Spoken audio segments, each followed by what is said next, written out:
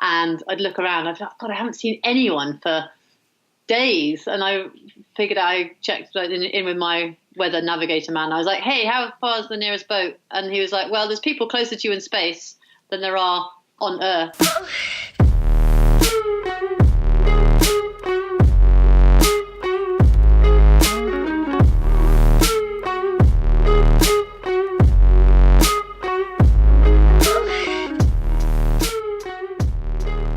Thanks for tuning in to Lionheart Radio with Rick Alexander. Today I'm speaking with Kiko Matthews, who just on March 22nd became the fastest woman to ever solo row across the Atlantic Ocean. Kiko, thanks for joining me. Thanks for having me. So I feel like, I wouldn't think that somebody that rowed across the ocean solo got there in a very linear fashion. I'd imagine there are a lot of ups and downs. But in your story in particular, it seems like there's a lot of pre-race stuff going on. So I kind of want to talk about who you were prior to the race, and then the sort of catalyst, or not the race, but the row, and then the catalyst that got you into doing this. So when you were growing up, were you this adventurous kind of person? I guess I was third child out of four, so I always think I've got a bit of third child attention-seeking syndrome to get my parents, hello, I'm here, surrounded by, sandwiched between three very talented and achievers. But we had no TV when I was brought up as a child until I was about 12, 13, that kind of age. So always chucked out into the garden to play, make games with ourselves and mates and stuff. I don't know where it really happened, but I think from a young age, we had a tree house and used to go camping with my dad.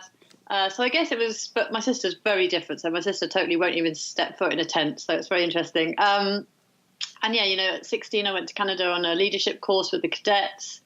Age 17, I went interrailing around Europe. Aged 18, I went to Guatemala. So I've always been sort of into traveling and moving about. I went to 3 different secondary schools because I got bored. So I guess it's kind of in the blood, the adventure type. I've driven from UK to Cape Town with a disabled guy. I've paddleboarded around Ibiza, which sounds like a lot of fun. It was actually quite hard work. I've been to Uganda. I've lived in Africa. Had jobs in Zanzibar. All sorts of random. I just don't like to do the boring same things, I think. Yeah. So how long was that paddleboard that you did around Ibiza? Oh, it was amazing. It was just a week. So we literally put our stand-up paddleboards in our bags, got on an EasyJet flight, which is our cheap aeroplane, landed at the airport, got out one of the tourist maps and had a look at where the nearest beach was, and got a taxi and said, take us there. Slept under the stars, and that was about as much planning that went on. Took a bottle of whiskey and just stayed on the beaches, and there was a few caves and a sort of cafe which was closed for the season because we went in November. So yeah, it was amazing. It was a perfect little week's holiday. Full tan, exercising, tranquility. Perfect. Damn, that sounds amazing. I didn't even know about that. That sounds great. Yeah. So, okay, so you were living this sort of adventurous life, but I know that at what point I guess I kind of want to get to the point where brain surgery and all of this stuff comes up. Okay, so I was teaching. I was trained as a science teacher. Wasn't necessarily fully connected with the whole, excuse me, the whole kind of concept of teaching in a classroom. But in 2009, things started going a bit weird. I wasn't sleeping. I was exercising loads. I was really strong, which was quite weird. I looked a bit funny. I mean, this is all in hindsight, to be fair. I got spotty, I was hairy, podgy in the face, had about 3 double chins. Later on down the line, I started losing muscle mass and was struggling to get up the stairs. And it turned out I had diabetes as well. And it turned out I had a pituitary tumor with a disease called Cushing's, which is very, very rare. I ended up in hospital pretty much straight away after diagnosis. A doctor's daughter, so I basically deny that I'm ill at all times. So I managed to get it to sort of end stage near death levels, which was quite impressive. Ended up in hospital for a month. At some point I was in intensive care unit, and they went up my nose. They took it out. It was very successful recovery, went back to teaching. But then I was just kind of, because I didn't really I enjoyed certain aspects of the teaching. I enjoyed the subject, I enjoyed the kids, I enjoyed teaching itself. I now realise I'm not very good with bells and structure. I absolutely hate it. And also sort of all the paperwork and all that crap. And it was just a real good excuse, this sort of near-death experience, to be like, what am I doing in a job? Like, I'm 30. At the time I was 30. Not enjoying it. I'm single. Like, I've got another 40 years of work to be doing. Like, I cannot do this for the rest of my life, especially when this is like borrowed time. This is extra I've been given. Come on, you've got to enjoy it. So I went off to Africa and ended up in Uganda, met a hot guy who could paddleboard, and I said, oh, take me paddleboarding. Ended up paddleboarding. He didn't fall in love with me, unfortunately, but the rest is history, because I fell in love with paddleboarding, came back to the UK. I thought, right, I want to do something, I want to give back, I want to do a job which is purposeful, and that kind of ticks my boxes of things that I like, which are the environment, paddleboarding, adventure, outdoors. I set up a charity. Unfortunately, it doesn't exist anymore because it's quite a lot harder than one might think and kind of stuff. And there just wasn't enough. I didn't have enough resources, enough money. But also set up a paddleboard company. And after about 2 years of that, one of the things we did was something called Trash for Treats, where we collect trash out of the canals and people would get treats. Really enjoyed it. Everyone loved doing it. It was just a really great thing. And I just kind of, I think there's those 2 years having come back from Africa and setting up a charity and setting up the business and sort of being on my own, but also using community and other people to help support what I wanted to do. But because what I wanted to do was not necessarily like a selfish act, it was more about everyone else and doing stuff. People got involved, and it was just 2 years of really sort of confidence building and realizing that I could do, I could do stuff on my own. I didn't need to be in, well, I say on my own, but with the community. But I was out there still single. And Mum said to me, which you Americans are going to love, Mum was like, oh, Prince Harry, he'd make a great boyfriend. And I was like, yeah, not a bad shout. How am I going to get his attention? I know what, I'll row the Atlantic. And it was literally like some mad idea I had that if I rowed the Atlantic and I raised money for one of his charities, that he would obviously get to know me, and that would be love. As we all know, it clearly wasn't. I don't even know if he knows I exist still, but so that was the sort of the start of this crazy, I suppose, the cherry on the top of adventure. I'd kind of gone from no one even knowing who I was as anything more than a local paddleboarder to, oh my God, where's this woman come from out of the blue? Decides that she's going to row the Atlantic, and that was it. Halfway through my training, I had no idea how to raise money or run a campaign or, whatever. I changed my charity actually to King's College Hospital, who'd saved my life, rather than Help Heroes, because I felt that wasn't a very honest fundraising reason.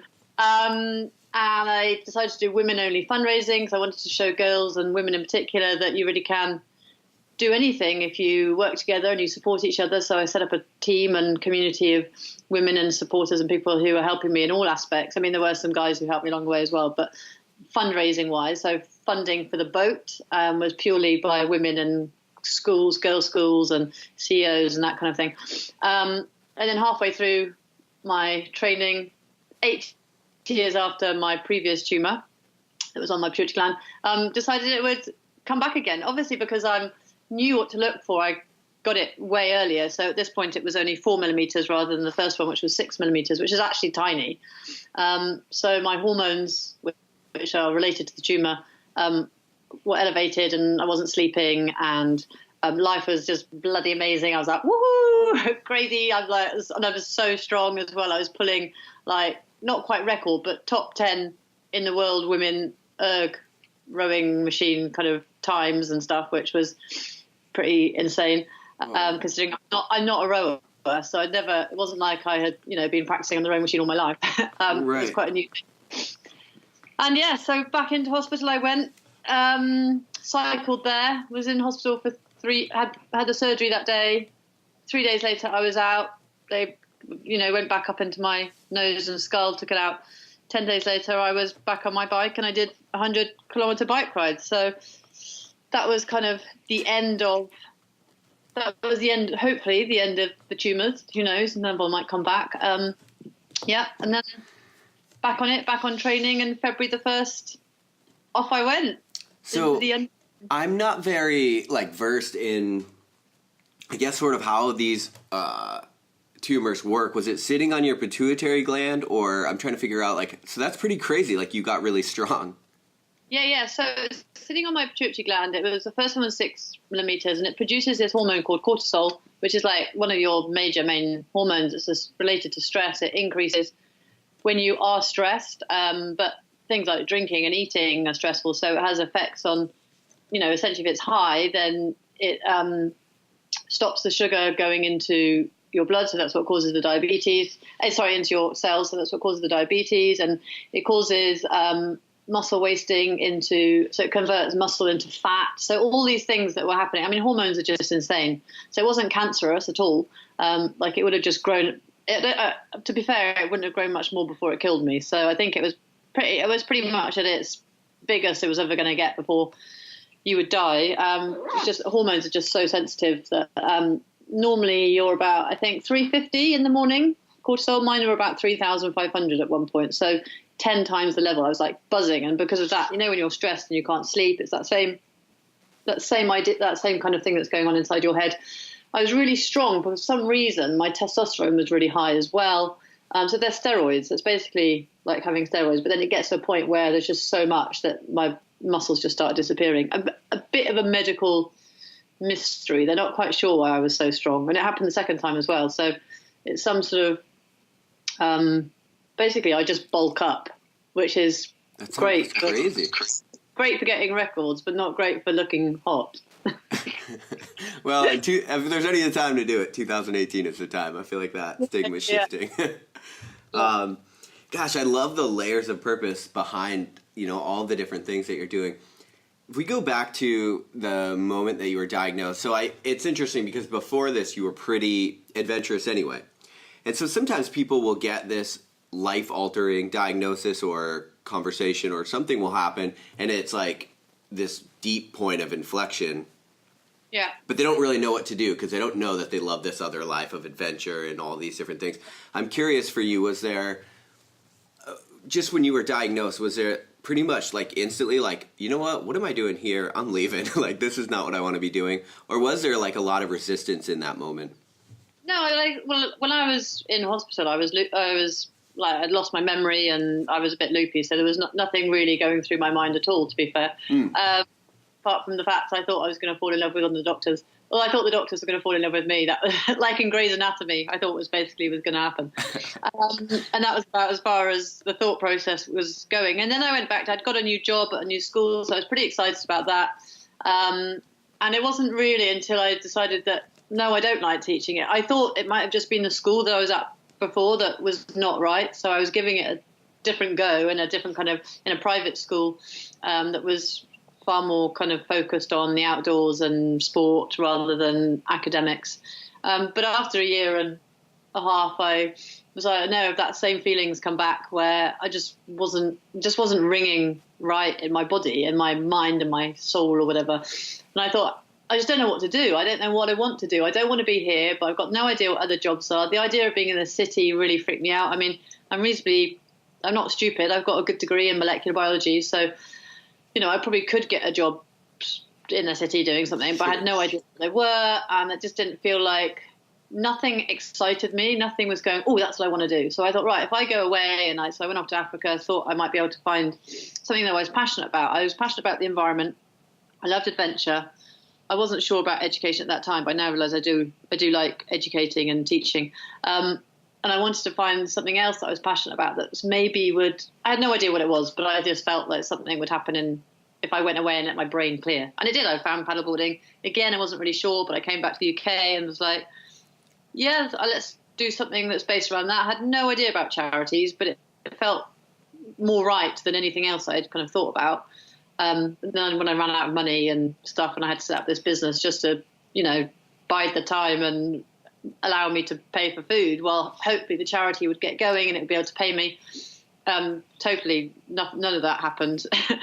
Plans never go to plan, do they? Right. But, this different path turned up and suddenly I was like, oh, that's a great idea. Why didn't I do something? And someone had said to me, oh, you need to be doing something massive because you're bloody awesome and you're strong and you're so mentally capable. Why didn't you just, you need to be doing a big adventure or a big challenge because I just think, well, that's what you should be doing. And I was like, oh, really? Okay.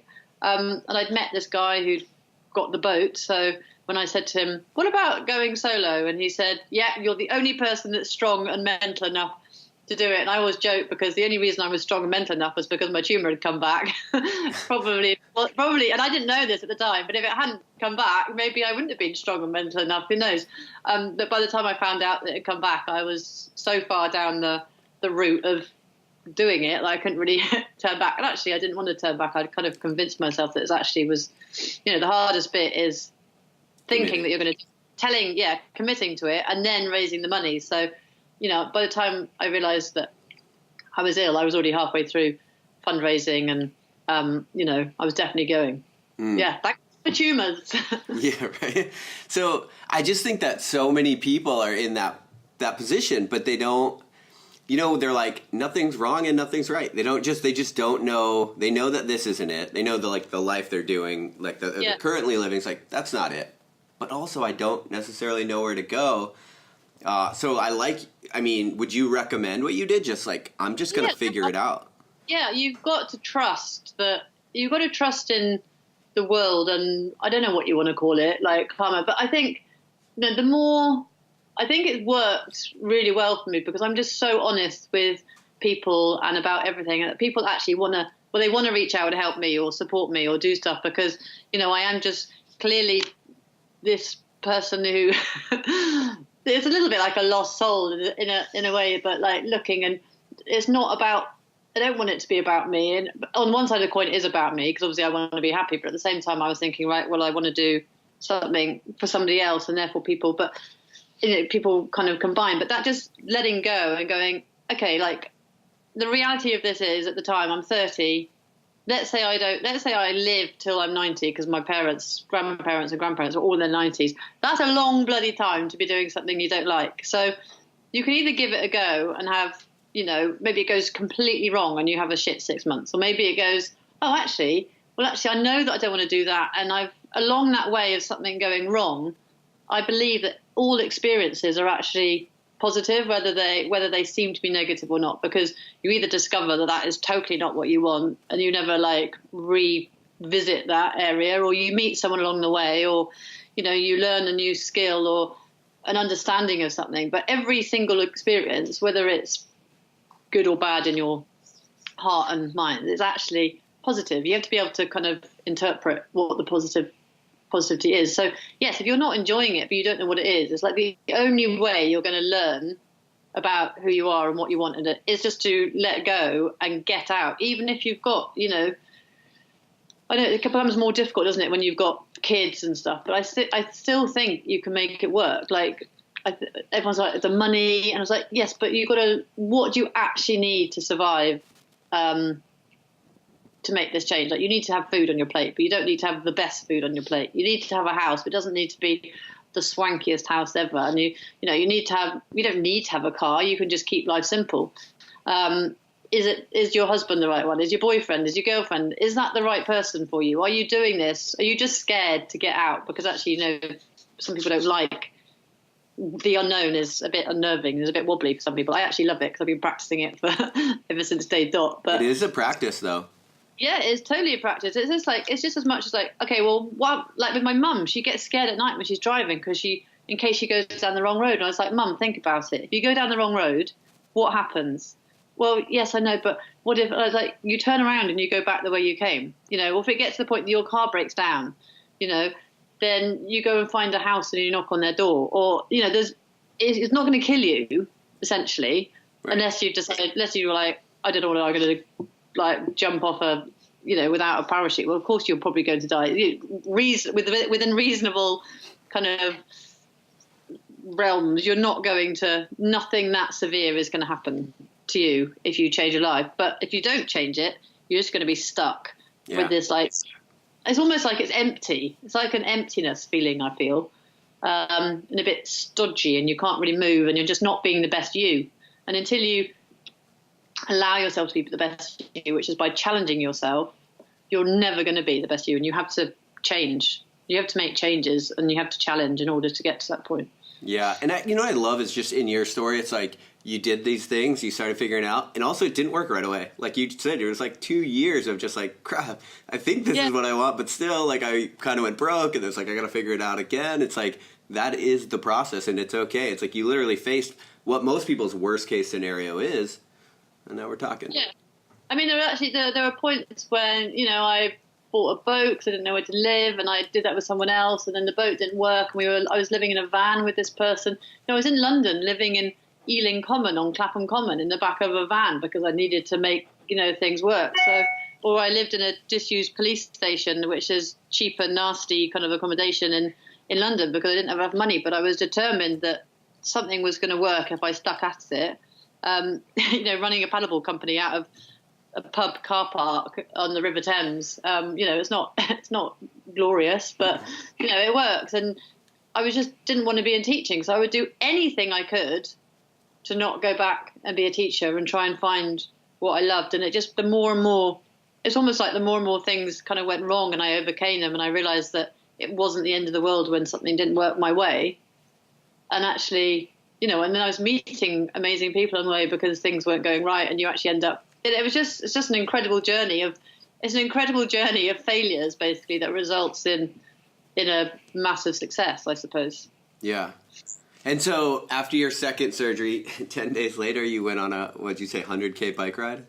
Yeah, because I was determined to show largely my social media following that being ill is, I don't know if it's true, but I think there's a huge amount of mental kind of consideration when it comes to recovery. And I was like, okay, yeah, so they've been up into my brain and my skull, so I'm a bit blocked up in my nose, but the rest of my body is working. So it was gentle. I went for the day and I stopped at the pub halfway and I went to a mate's party in the evening, and by the time I got home that night it was 100K, but my body was still working, so there was nothing that was going to let me lie in bed and just mope about the fact, or not mope, but just be like, recover, because I actually believe that recovery is in the brain, and to get up and go straight away is probably within reason. Obviously, she says 100K.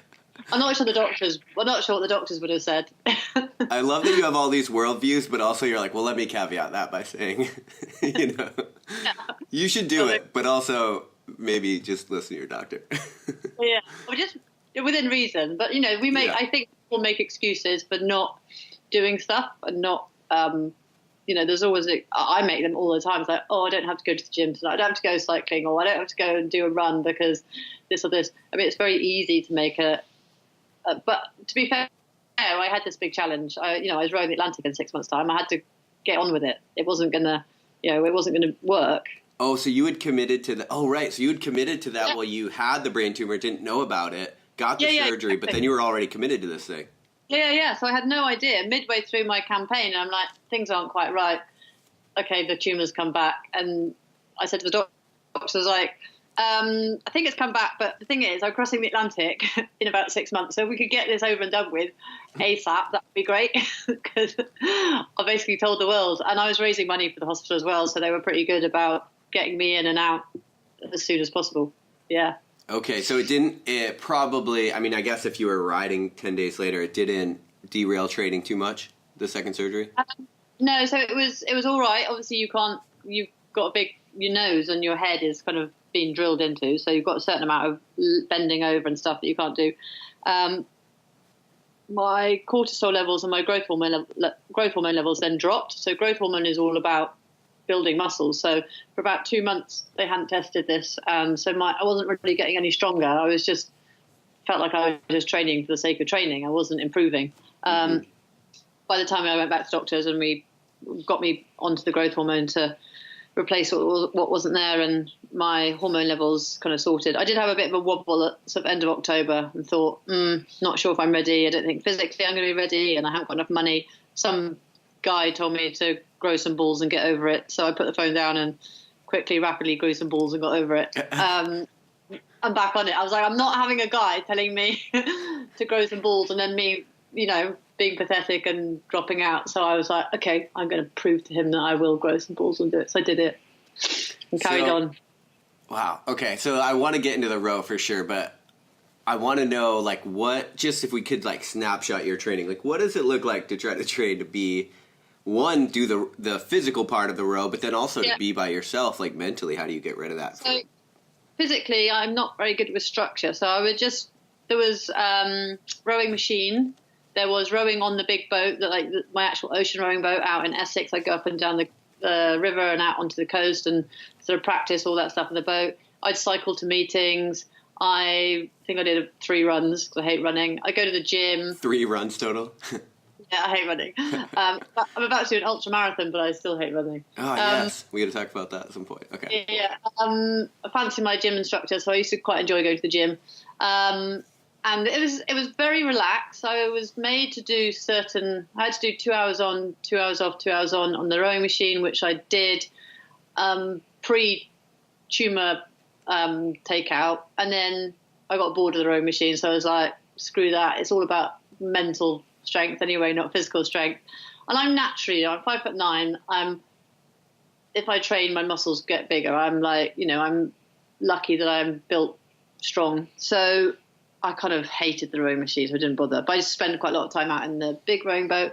It was reasonably relaxed. Nutrition was rubbish. It was very, I had to fit it in with so much else that was going on. Like, I was trying to raise, 70 grand to put my boat in the water. I was trying to babysit a nanny in exchange for my rent. I was having to do, bits of paddleboarding. I was having to do bits of tutoring. So my life, and I was going to meetings and networking. It was so busy and tiring. Plus, I had this tumor, and then you get tired and all the other things after the operation. So it was a real mix of just having to do what I could do under the circumstances and trying to fit it in around that. So yeah, cycling and then there's obviously all the things like navigation that you have to learn and the things that are related to the boat and being at sea. Never been to sea before, so it wasn't until I actually left that I realised what I was doing. But yeah, I had a guy who was training me a little bit on, the parachute anchor and the knots and the this and that. But until you're actually out there, it's very difficult to really put much of it into practice because you can't get out into big waves until you're out in the waves. Big... Right. Yeah. Makes sense. Yeah. There's got to be with something that gnarly, for lack of a better term, something that crazy, there does seem to be a point where it's like you just got to send it. Like you can do the prep you want, but then also you just got to go for it.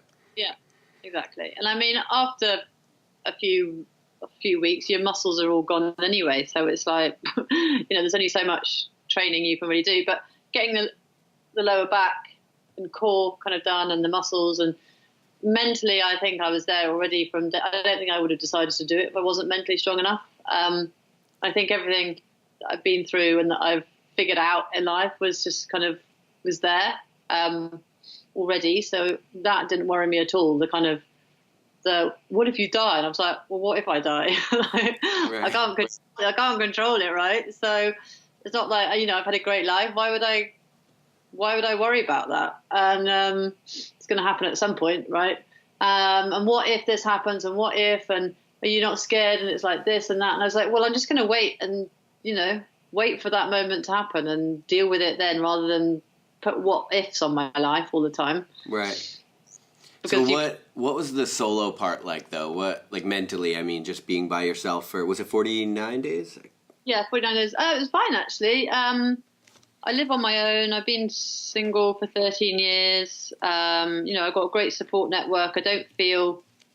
My life is so unmaterialistic. I don't have stuff that, I'm not in, connected tightly or whatever to anything in particular. So, my family, I love them and they're great, but it's not like they're my be all and end all in life. I haven't got a boyfriend that I'm going to miss. It's not like my comfort. My home is lovely and it's sweet, but it's not something that I'm going to miss because I'll be quite happy living in the back of a van or in a 5-star hotel or in a tent. I don't really care. As long as I get a nice, good night's sleep, I'm happy.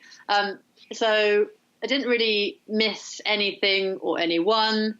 It's bloody boring. Rowing 12 hours a day for 49 days is dull. Right. But you get over it. You have to. There's no other choice. What are you going to do if you're bored? You just have to just do it. And there were times when I was really tired. I would just be like, oh, I just want to cuddle, but it's not there. So right.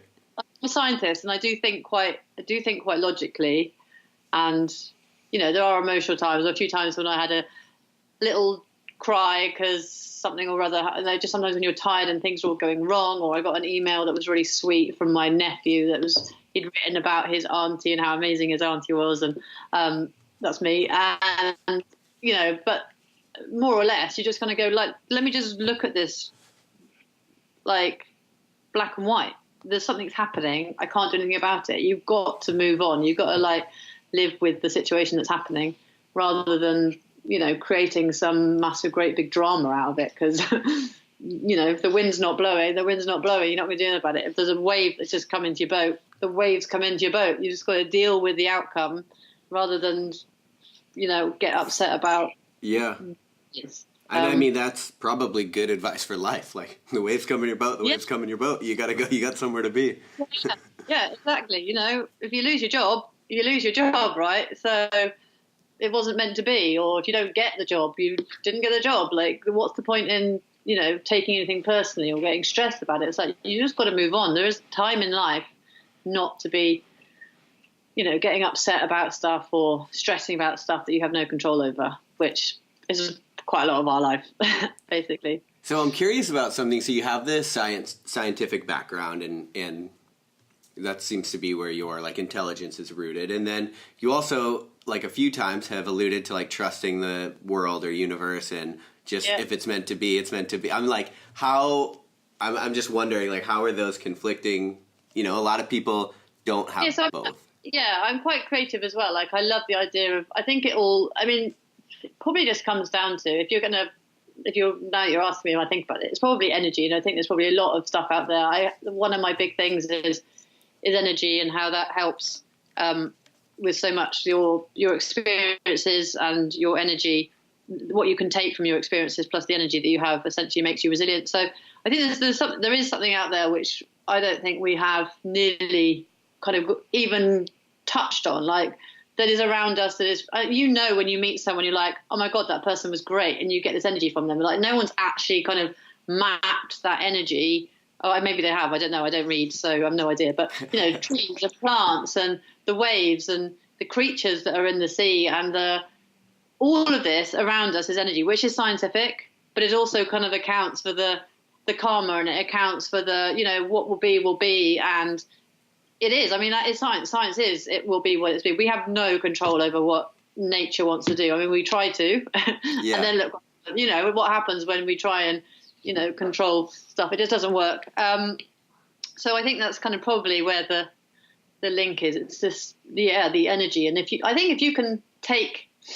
you can absorb and give energy in equal amounts, I think your life is pretty sorted, because, you're in equilibrium with the people around you and the environment around you and yourself.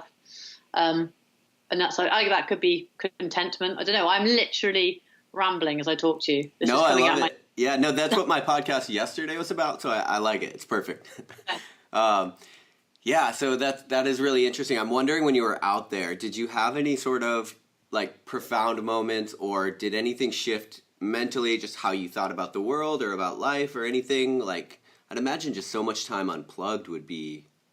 Yeah, I mean, the unplugging, you could definitely see the changes. The first week and a half was exciting, and you're still thinking about like yesterday and last week and the things. But by the time you get to week 5, and then by week 3 and 4, those sort of memories and thoughts disappear, and then you're kind of left with some really bad music and that I downloaded, and kind of the battle of your brain adapting to not much. And then in about week 5, 6, week 6 and 7, I really was, happy and content with very little, and just, it's amazing how, a horizon and some waves and a squeaky oar, entertains you for 2 hours at a time.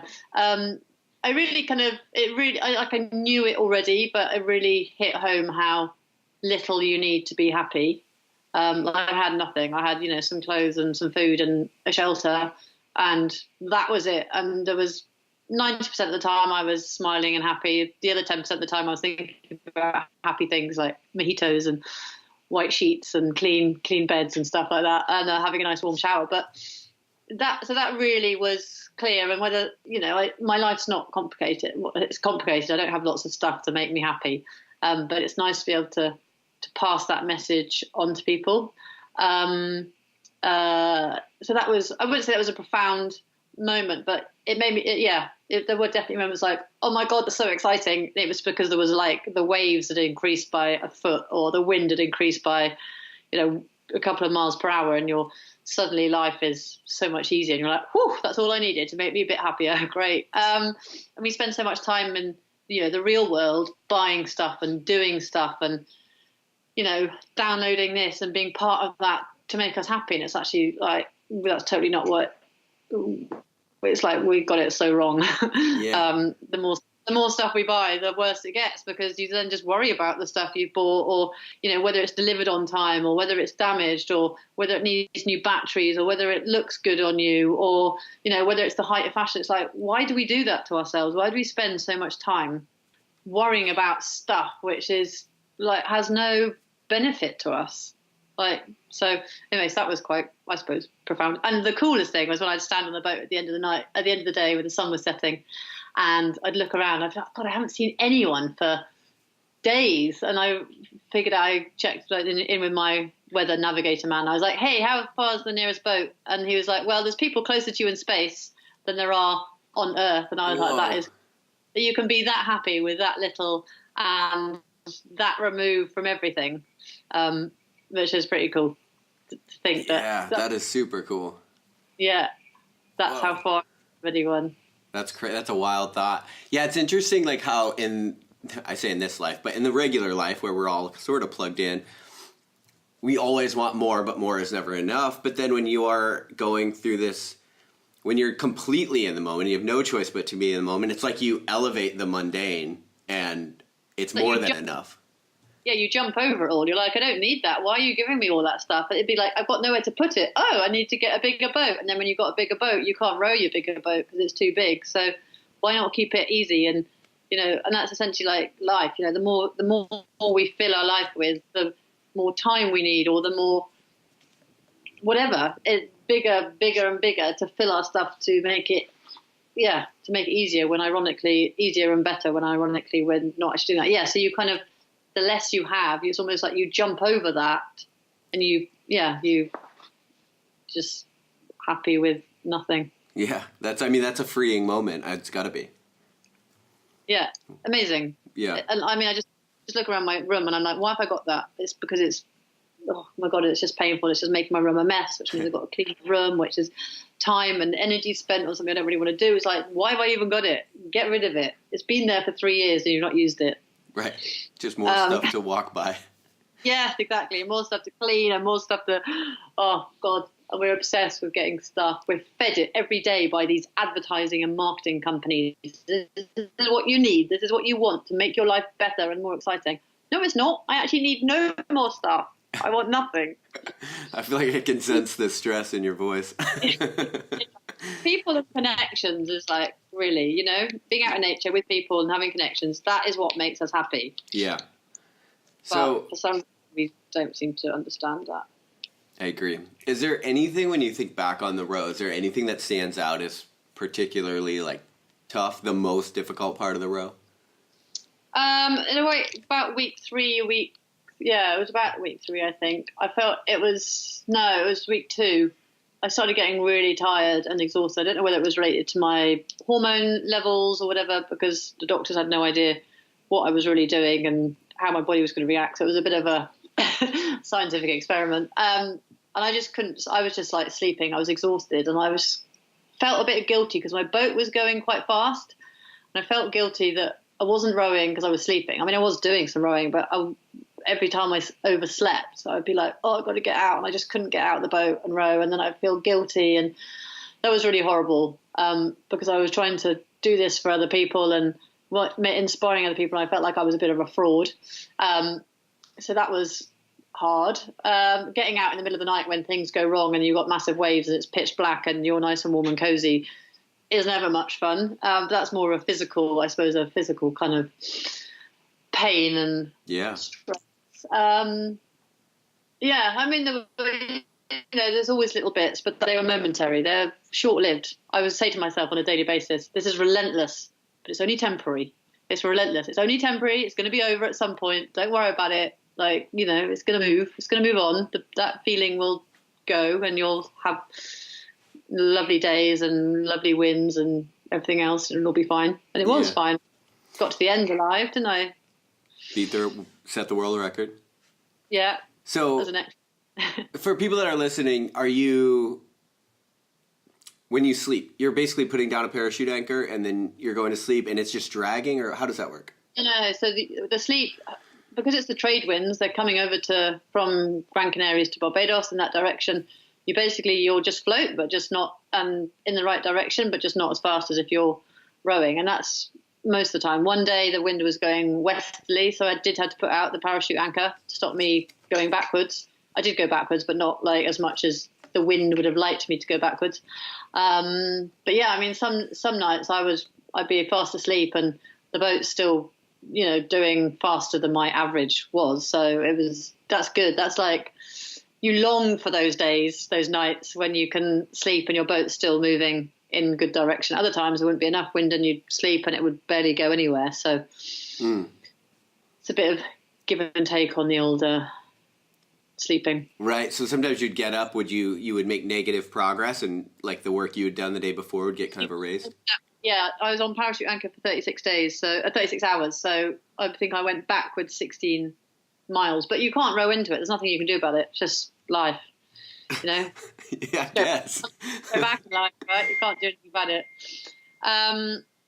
Sorry, for some reason I don't know how I turn that off. Yeah, so that's how sleeping works. Just get in the cabin, sleep, make sure there's no boats around you. Your boat goes in the direction that you've set it to go in. You wake up and you carry on. Same thing next day. Were there any storms that threatened to capsize you or anything like that? I had no particular storm, so to speak. I set off in quite strong weather. I had about a 50, 60-foot wave, which was crazy. Lucky it didn't break on me. I had, I think, about 4 or 5 times when my boat was capsizing, but didn't actually capsize. And then I had one time when a wave did come in my door, but it was not meant to come in my door because it was virtually shut. But it came flying in and landed straight on top of all my electrical equipment, which was really nice of it. You say a 50 or 60-foot wave? Yeah, it must have been. I had these really big waves that were coming. I was like, those must be the 40-foot waves that people are talking about. It was in like 30 knot. I was in like 30, 32 knot wind, so no more than that probably. It was pretty hectic. But they were coming just straight behind me. So, I'm facing them. They're coming at me and you just go up it. And then you go down it. And then another one comes and from the side. And it's a bit like, wah! And then suddenly out of somewhere, it was like 2 of those had come together and had doubled. I thought it was about 80 foot. So I thought it was about double the height. But, didn't have a tape measure. So I don't know. And everyone tells me they're not 80 foot. So I'm saying 50, 60 foot because it was ginormous. Holy shit. And I was like, dear Lord, I'm sorry I haven't been praying to you for the last 25 years, but if you do, I'm really sorry, but right now I could do with some support, if that's all right. Right, if that's all right with you. Gosh, and then how long that lasts? So, I mean, a couple of, I don't know, I felt like there was 2 occasions where I had, definitely when I set off, it was pretty, once I got out of the shadow of Gran Canaria, the wind shadow kind of picked up quite quickly. Maybe a week on and off, 2 weeks on and off. I can't remember exactly when that wave was. I think it was about day 9 or something. Yeah, it was quite fun. Wow. So when you finished, did you find it difficult to sort of recalibrate and reintegrate with society and normal life? I was very wobbly. Yeah. All right. I bet.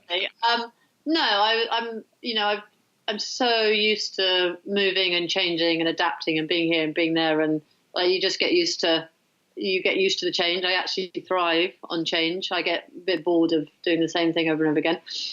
So I was ready for that. I'm ready to hit land now and get on with the next bit of life.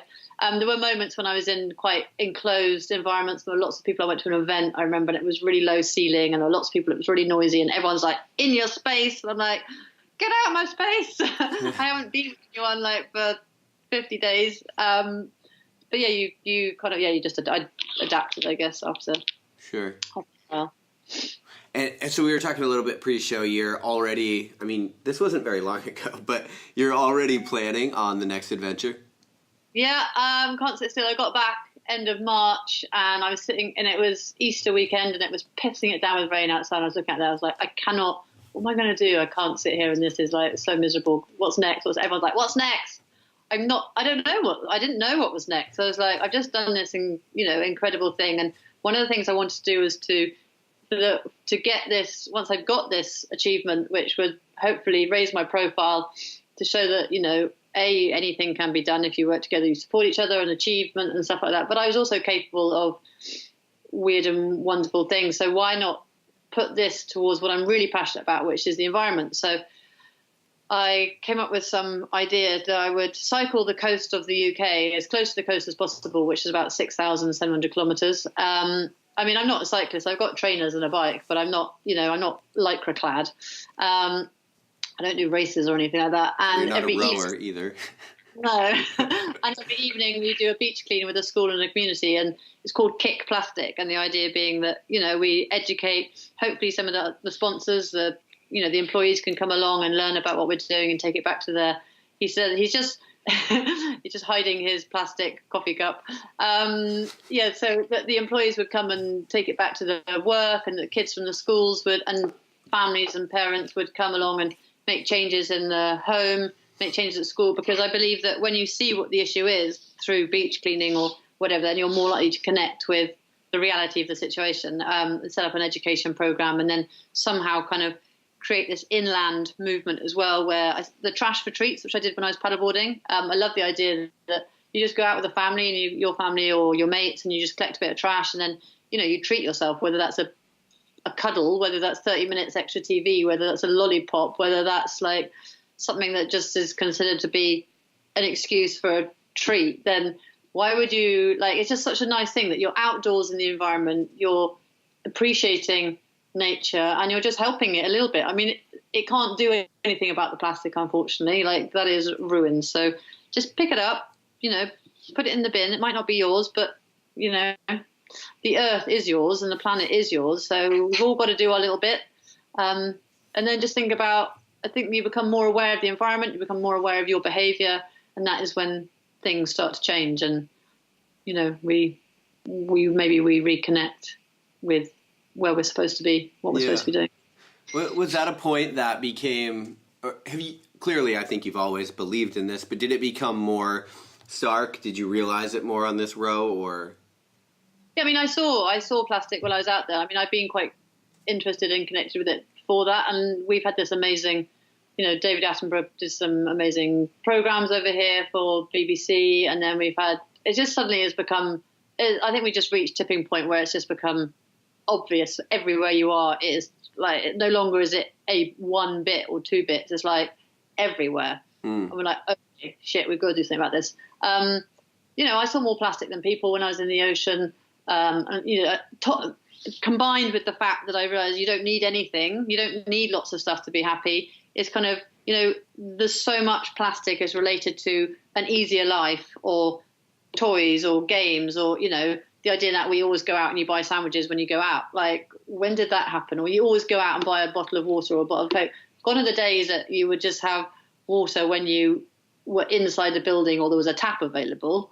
That's changed. Or you used to make your sandwiches before you went out. We never used to go out and just, it's just this world of consumption that we're just, it's just everywhere. It's disgusting. Yeah. And that's plastic. And I think so, yeah, the combination between realizing you don't need that much and how it makes you realize where we've come in the last 20 years. If you look back at your childhood, for most people probably listening to this, you look back at your childhood and you think, I was, my life was not 100% different then to what it is now, but it's just full of plastic now. I don't feel any happier now, but all this stuff we buy, my life was very simple as a child, still very simple actually, but I think there's a connection between the plastic and the environment and happiness, and yeah. Yeah, no, I think that's well said. And so before we get into the final question, you have, because I know you got somewhere to be, and you have a book coming out about your adventures? I do. It's called Kiko, How to Break the World Record. I don't even know what it's called. How to Break the Atlantic Rowing Record After Brain Surgery. I wanted it to be for dummies, but the publishers wouldn't let me do that because obviously there's not many people out there who want to know how to row the Atlantic after brain surgery. So it was a bit of a joke. I'm not sure if it comes out as a joke. But yeah, it's basically my journey as it was. So like my blog, basically. On one side of the page, it's got pictures. And then on the other side, it's all about like my journey in life and my training and things that happened during that and failures and things that I believe have enabled that achievement to happen, and kind of like my reflection and what I think people would like to take from it. It's very lighthearted. It's very, fun, easy. It's not a heavy text heavy. It's definitely not text heavy. I'm really shit at reading. I don't even think I'll probably read my own book, but I thought, right, this book needs to be like readable for people like me who can't focus for more than 10 minutes. So right. You could basically read a few pages, and it's not like you don't have to keep up. It's not like you could probably put it down and pick it up a couple of days later and whatever. So yeah. Where can people get that? I think you can get it on Amazon.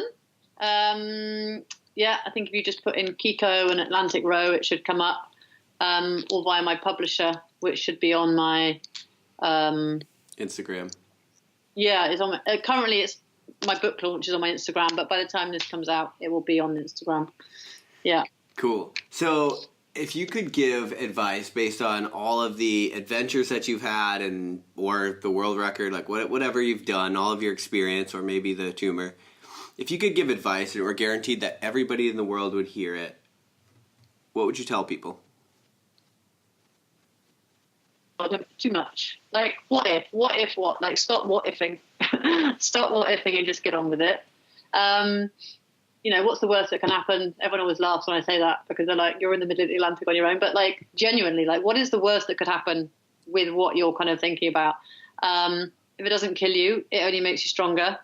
And then I 100% just want everyone to be just an ounce more aware of themselves, their behaviour, towards themselves, towards others, and towards the environment. Because I believe that when we become that little bit more aware of our behaviour, then I think changes will happen, both for ourselves, but for others and the world around us. Yeah, I completely agree. For people that are listening to this and they want to follow along with your journey, where's the best place for them to do that? All of it, really. I'm active on Twitter. I'm active on Facebook. I'm active on Instagram. I've got a website. It's all Kiko Matthews. It's all very easy. I'm on LinkedIn.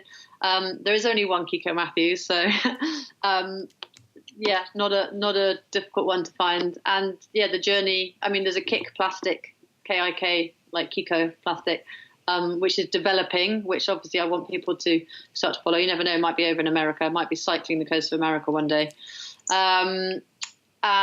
Yes, so that's where it's very just honest and as it is day to day. Yeah, very cool. Well, we will link all of that up in the show notes of this episode. I really appreciate you taking the time to talk with us. Thanks for having me. My first American podcast. Ah, perfect. Yeah. Another world record-ish. Oh, thank you. My personal world record. Lovely. Thanks, Rick. That's really nice of you to have me on as well. Thanks for listening to Lionheart Radio. I hope that the information from today's show will make you fitter, happier, and healthier. For the show notes of this episode and every episode, head to www.lionheartrad.io. Yep, just like Lionheart Radio. And please, if you have the time, head over to iTunes and give us a 5-star rating. It really helps us to know that we're on the right track and delivering you reliable information and value. As always, feedback is welcome. If you have any comments on the show or would like to suggest a guest, send me an email at rick@luavive.com. That's LUAVIVE.com. Thanks for your support, and we will see you next time. Bitch, I feel good. Don't I look stupendous? My shine is so endless, and shit you can do to end this. Even when I'm dead, niggas still gon' bump that chip shit. Coke white, Escalade on cinches for you dipshit. So you won't forget this. Midwest nigga be the coldest. Cleveland is